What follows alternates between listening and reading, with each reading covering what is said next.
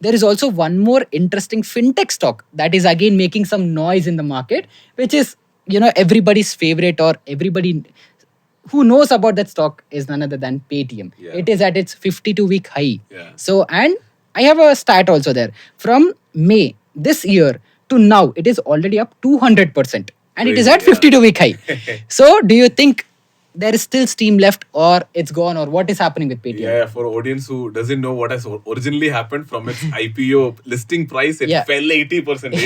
And after a stock falling 80%, even if it comes back 200%, Yeah. it's nowhere near the peak from which it fell. So that just is putting. But out the again, this context, is where the counterparties are arguing, saying that Paytm's actual revenue is getting better, or it is staying constant, but their profits are increasing. And in last year, I think they had some 1,500 crore loss or something. And this year, it is only some 600-700 loss. So they are saying from last year to this financial year, their losses cut down by 50%. So they'll be moving to profitability soon. So they'll have a turnaround story. What do you say? Yeah, so when you're looking into, or if you're following the market news, generally, you might have noticed that Zomato recently did something crazy. Yeah. They went ahead and bought a ticketing business for 1,300 crores. Is what the balance sheet says. Yeah. And who did this 1,300 crore go to?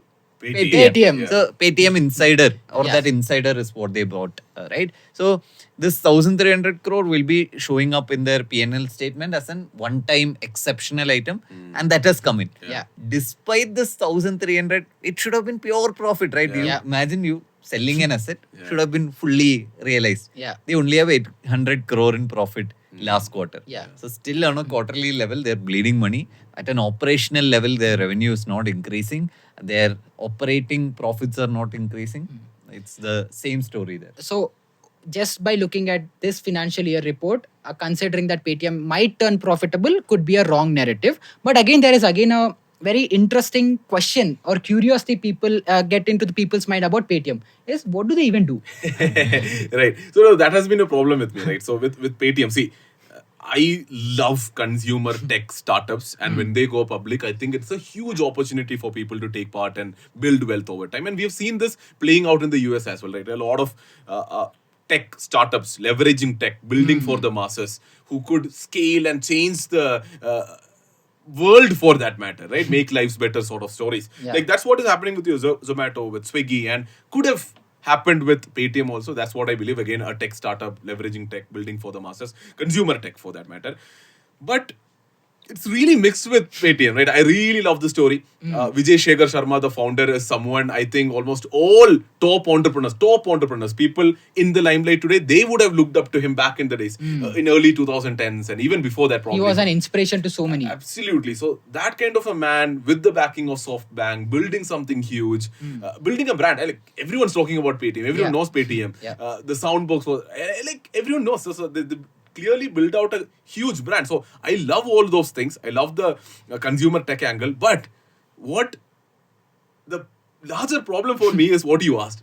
What do they even do? So when I think about Paytm, I remember them, I don't know, like selling tickets, me using for them to buy maybe a train ticket or to recharge my phone. Then they had their wallet in between. Then they said they are a payments bank. And they did a lot of these different things along the way. And now it's kind of not clear what they really even do. So that's definitely a problem for me. So They make money three ways generally is what I understand. And the largest two ways are either selling financial products, they sell insurance for other people, they sell loans for other people, or they have their own payment solutions like payment gateway or their own UPI payments and everything. This is all they do. And rest everything, it's only forming a small part of their revenue today, which is, let's say, all your ads on Paytm, all that is a very small part. But wait, there was a Paytm mall in between, right? What even happened to that? again, they tried to get into e-commerce and they tried to build something. Lack of focus, like you said, and venturing into so many other stuff. Eventually, they had to fail. They failed. But again, when we see where Paytm could be, what is the future, it doesn't sound promising to me anyway. Yeah. So talking about again how they started, one interesting point. Paytm, when I searched for Paytm, they started in the year 2000. And what were they in 2000? Have you ever thought of that?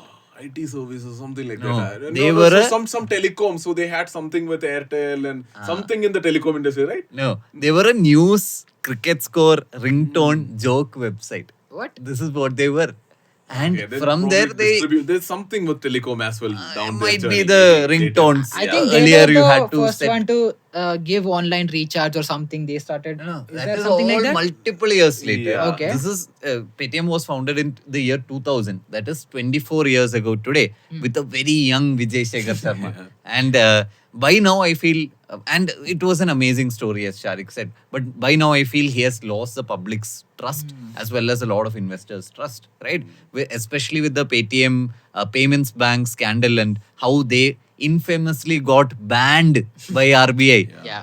Investors also have lost trust. So I think it's a horse that does not have any strength left. They're just bouncing. We have Citibank and UBS increasing their rating. So it's just early investors exiting, is what I think. Them facilitating that for their investors.